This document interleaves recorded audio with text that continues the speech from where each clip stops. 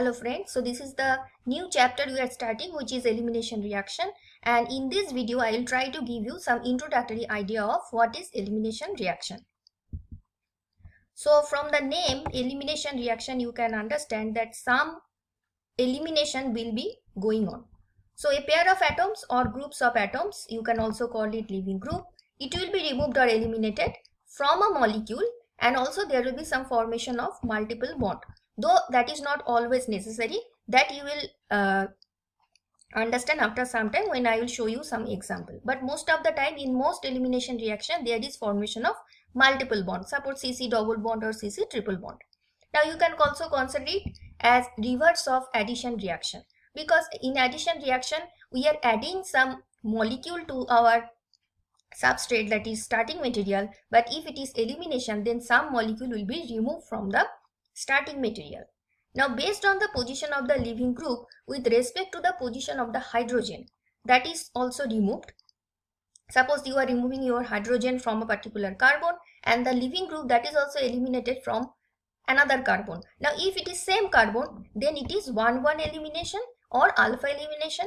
If the position of these two carbons is 1 and 2, that is side by side, then it is beta elimination, or you can also call it 1-2 elimination, and in this way we can move further, which is 1n elimination in general. Now the most common is beta elimination, that is 1-2 elimination, where multiple bond is generated. So that is why that is the first point. You can see here it is written that resultant formation of a multiple bond. Now as this is the most common, we will see what is its application, why we are discussing this elimination, what is its importance. So it is one of the main methods that are used for the formation of unsaturated compounds like alkene or alkyne, CC double bond, CC triple bond, from substrate where only CC single bonds are present, that is saturated compounds. So this is the main application. Now here we can see different types of elimination that I have mentioned here, that is alpha, beta, or it may be gamma also. So in alpha elimination you can see the hydrogen and X that are removed, both are from the same carbon. So that is why it is 1-1 elimination. In the second case, that is hydrogen and X, they are removed from 1 carbon and 2 carbon, that is alpha carbon and beta carbon. So that is why it is known as 1-2. And the last one, you can see the X and hydrogen that are removed. So you are getting a tricyclic compound, that is known as gamma elimination. Why? Because here the position of carbon 1, 2, 3. So hydrogen that is removed, that is attached to 3 carbon, and X, the leaving group, that is attached to carbon number 1. So here we are getting a ring. So ring you can consider it as if equivalent to a double bond. Fine.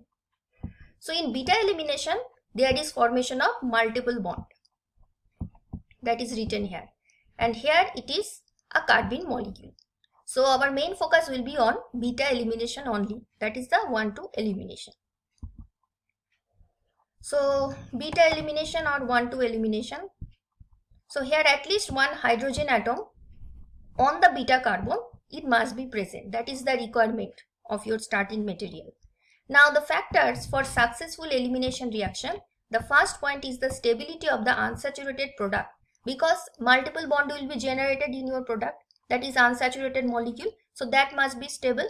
And the second point is relief from the steric strain in the substrate, that is in your starting material if there is some steric strain, then as you are removing some molecule, so some portion is removed, so obviously steric strain will be relieved. Now if you look at the compound RCH2CH2X, you are using Y-, you can call it nucleophile or base depending on its nature.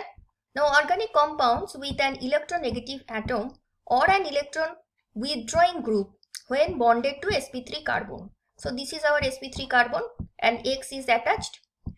Now this type of molecule, they can undergo substitution and as well as they can undergo elimination. Now several factors are there, whether substitution will occur, elimination will occur, when competition will be there, which will be measured. All these things will be discussed in another videos. Fine. Right now just see that when it is substitution, it is simply the position of X, it is exchanged by Y. So now you are getting RCH2 CH2Y and X minus, that is your leaving group. But if it is elimination, then hydrogen, this is alpha carbon where X is attached, this is beta carbon. So hydrogen which is present at this beta carbon, because it is beta elimination, so this hydrogen and this X will be removed, and also this X minus.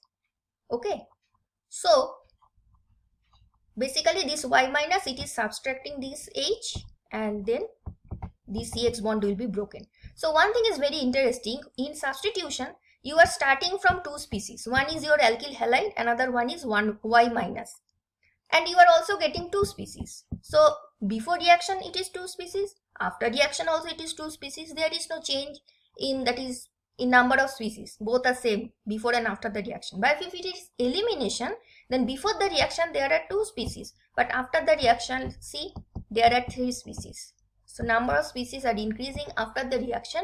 So here entropy is positive. Now why I am discussing here about entropy, that you will understand in later videos, because that has some effect whether substitution will be prevailing or elimination will be prevailing. So this is a very important point of difference between substitution and elimination. So in the previous video, this RCH2 CH2X, that is general example. Now if I take a particular example of our starting material, propyl, then there is a halogen or any electronegative atom, CH3 CH2 CH2X. Now if it is substitution, we are getting two species, just the position of X, it is exchanged by Y minus, you are getting this new molecule. And if it is elimination, then one of the hydrogen from this carbon, which is beta carbon, that will be removed, and we are getting a new double bond. Okay, so total three species are there. Now the common bases that we use in elimination. Now see one thing, here I am using the term base mostly, I am not using the term nucleophile, because here abstraction of hydrogen is important. And what is the basic difference of base and nucleophile? As I have already discussed before in substitution, aliphatic nucleophilic substitution videos, that the main difference is base, it is always looking for some proton, and nucleophile, it is always looking for not proton, any another atom. And in organic chemistry mostly we talk about carbon. So as here abstraction, that is Y minus, it is abstracting the proton from the beta position, so we better call this Y minus as base when we are talking about elimination reaction. So the common bases, that is common Y, that are used in elimination, you will see if you look at all these examples, all the negative charge, it is over oxygen. So the first two, that is sodium hydroxide, potassium hydroxide, very simple two bases. Here the negative charge is on oxygen, and also for the other negative charges on oxygen, but they are alkyl derivative. Just if you replace this hydrogen by any alkyl group, methyl, ethyl, tertiary butyl, then that is the alkyl corresponding alkyl derivative. So these are mostly the bases that we use in elimination reaction. In this slide, we will see some common examples of beta elimination reaction. That is the common organic substrates also, you can say, that undergo beta elimination. The first example is dehydrohalogenation of alkyl halide. So this is our alkyl halide, and dehydrohalogenation means if it is hydrohalogenation, then it is addition of X. Hydro, H, hydro, X, halogen. So hydrohalogenation, if you are adding HX, but here we are removing HX, so that is why the name is dehydrohalogenation of this alkyl halide. So you are getting alkene, and these are the side products. The second example is dehydration. So this is the opposite process of hydration. Hydration means addition of H2O, and if it is dehydration, you are removing water molecule. So here water is removed, and here we are using acid. Mostly we use concentrated H2SO4. And the last example is Hofmann's degradation of quaternary amines. So this is quaternary amine. 4 bonds are attached to nitrogen, so that is it is quaternary amine. Now see, if you look at the last reaction, the difference with the first two is that in the first case we have used base, in the second case we have used acid, but here we are simply providing thermal energy. So that is also another condition we can do for elimination. So elimination, basically, if we want to do, you can use some acid, some base, it can be metal catalyzed also, or sometimes simply heating the molecule, that is also possible. So here that is the case. Here we are using thermal energy.